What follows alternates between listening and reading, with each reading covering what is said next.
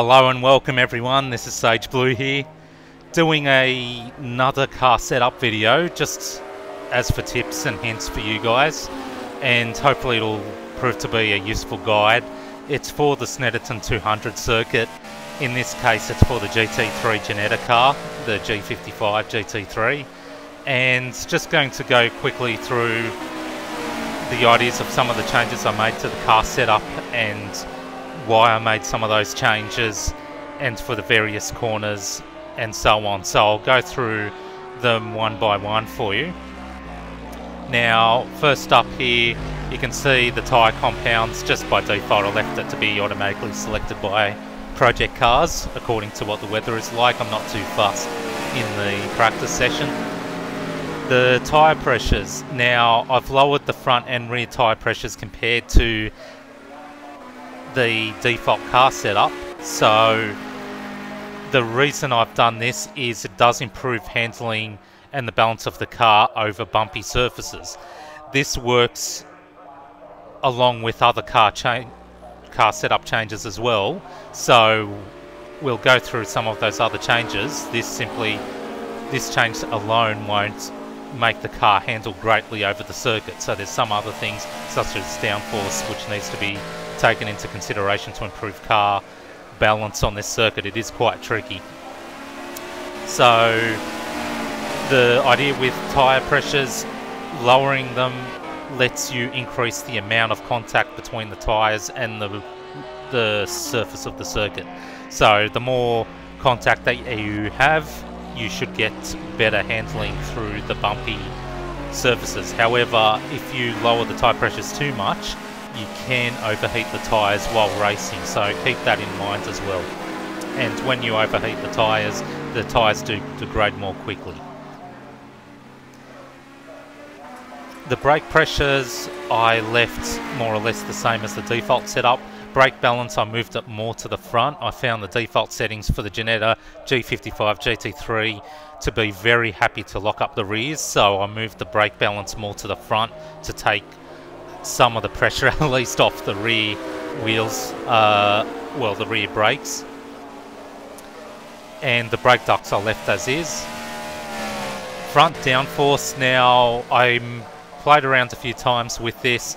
I found the rear downforce for this circuit with the Ginetta is extremely important.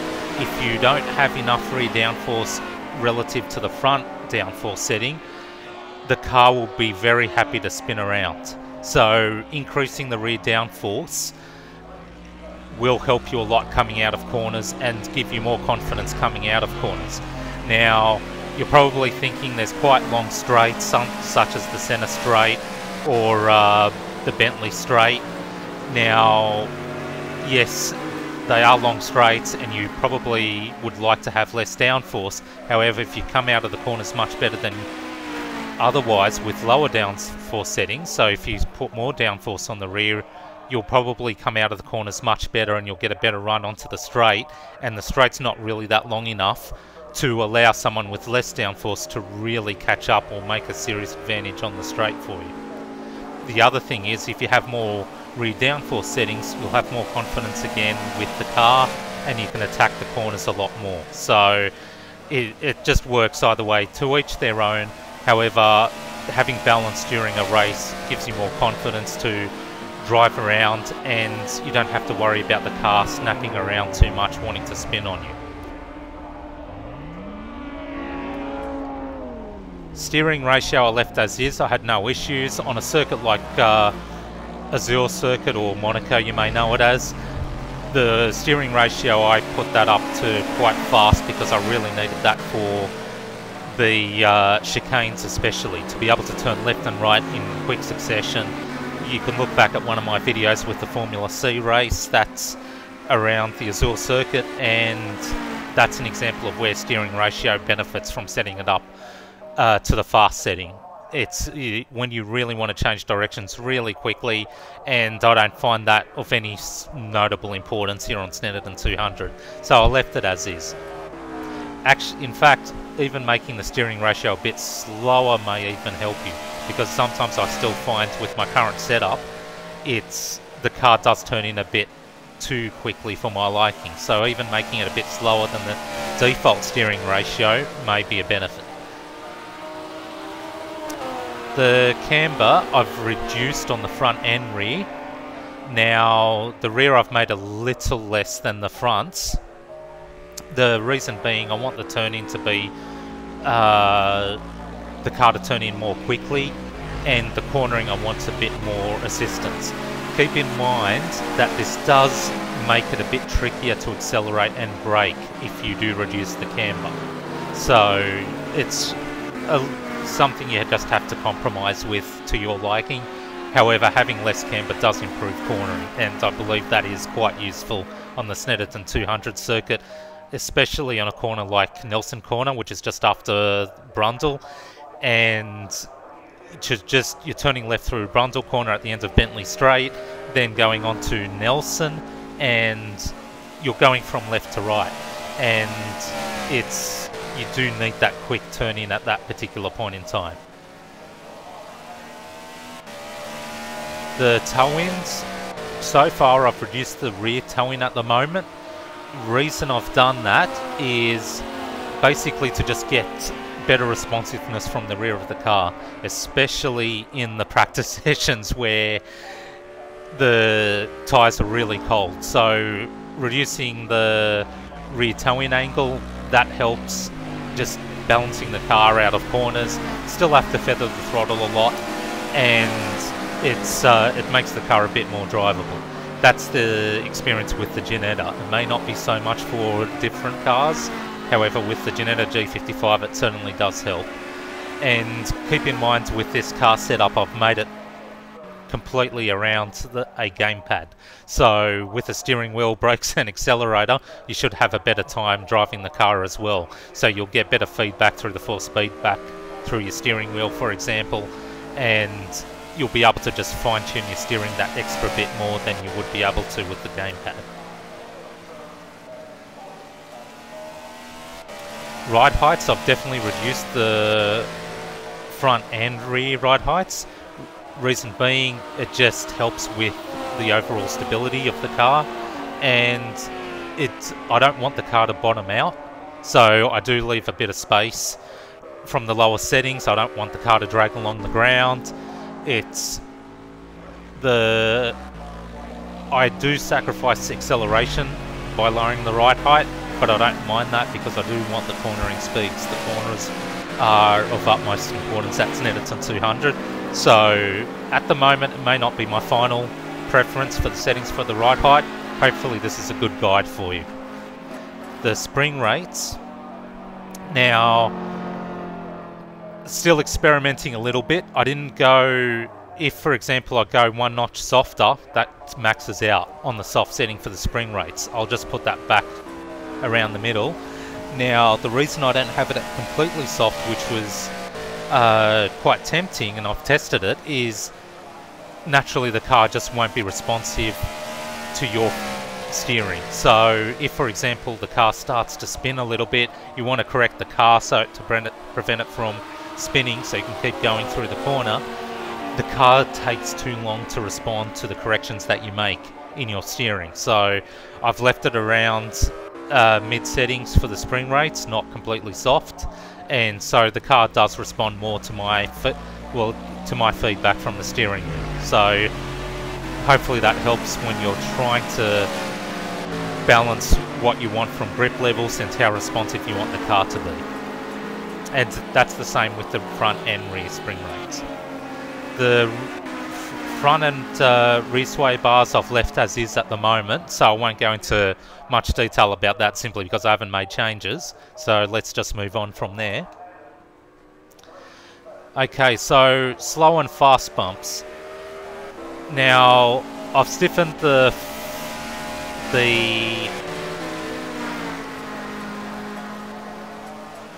initially I'd stiffen the fronts. Now I may go back to stiffening them a little bit more so I can just be able to change directions that little bit more easily, for example between Brundle and Nelson's corners. And it's at the moment the front and rear are quite soft, and The one reason I have done that at the moment is because I'm looking for good traction out of, say, the final corner, Murray's corner, that left-hander, to go onto centre straight. I find that quite important.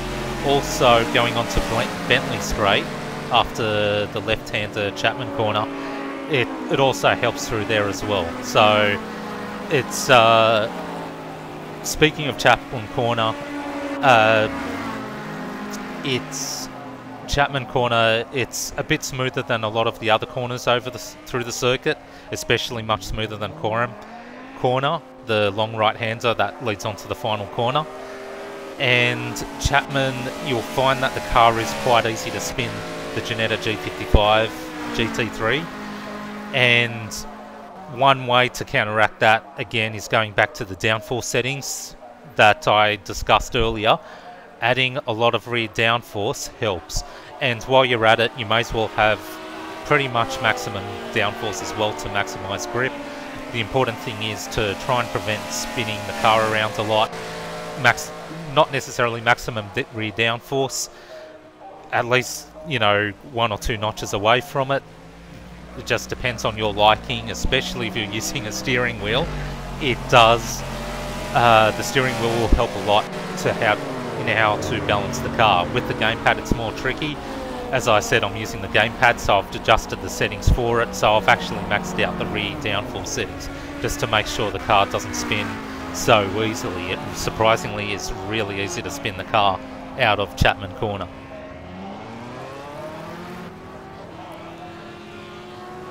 Okay, so the slow and fast rebounds, let's go down to that. There are other changes that I've made. Now you can see the fronts are stiffer than the rears, and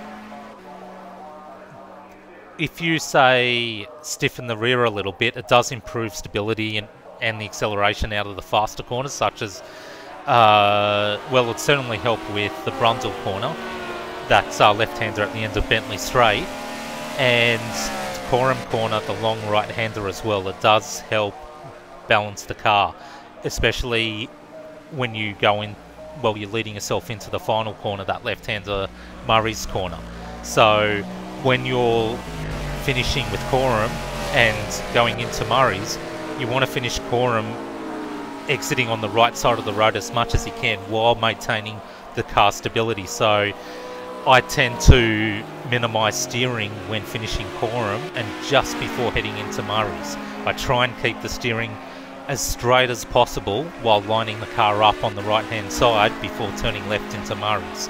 So that's the line that I've learnt to take. I think the AI cars take the same sort of line as well. You may be amazed at the speed of the AI through that area, considering how bumpy it is. The key is just try and keep the car as balanced as possible. Car setup is key, and also your steering. The amount of steering you have finishing from Coram and heading into Murray's, if the less steering you have, the less likely you'll spin the car around under brakes going into Murray's.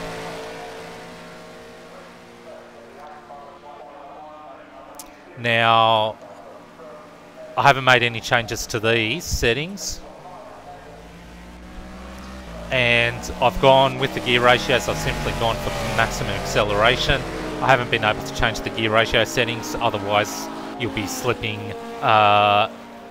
gears otherwise. For example, if I put the 4th gear down a notch, it'll be the same ratio as the 3rd gear. So when you're going up through the gears, 1st, 2nd, 3rd, it'll actually it'll either go straight to 4th instead of 3rd, or go to 3rd, but then the next gear will be 5th rather than 4th. It may be from 2nd straight to 4th, and then 5th and so on. So, but either way, either 3rd or 4th gear will get missed. It's an interesting way it works in project cars. So I'll just leave it, the gear ratio back the way it was before with 4th gear, so it'll have its own setting, and that should be fine there. And we've done the full round with the car setup, so I hope that helps and gives you a few ideas and hints as to the car setup around Snetterton 200, and taking into account how to set up the Ginetta G55 GT3. Now this sort of setup won't help so much around a circuit like Spa, in Belgium, which is a lot smoother, much faster, smoother flowing corners. It's however, for a bumpy circuit like this, like the Snetterton 200, you should be able to apply quite a few of these ideas to those bumpy circuits. Okay, so till next time, and I'll have more racing for you coming. Take care.